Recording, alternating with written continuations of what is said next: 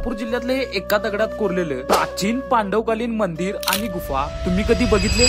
लई दिवसापासून गगनबावड्याला जायचा प्लॅन होता आणि आज तो प्लॅन फायनली सक्सेस झाला। सकाळी 10:30च्या सुमारास आम्ही गाडी काढली आणि बारीक पावसातनं आम्ही निघालो गगनबावड्याच्या दिशेने। गगनबावडा तालुक्याच्या हद्दीत आल्यावर पहिल्यांदा लागते ते बोरबेट गाव आणि तिथेच आहे मोरजाई पठार। मग या थंडगार अशा क्वालिटी वातावरणात थोडा वेळ थांबून आम्ही गरमागरम वडा देन खाला आणि त्या बारीक पावसातनच आम्ही निघालो पळसंबे गावात। आणि मग थोडा वेळ प्रवास केल्यानंतर आम्ही पोहोचलो पळसंबे गावात असलेल्या रामलिंग गुहा मंदिराजवळ।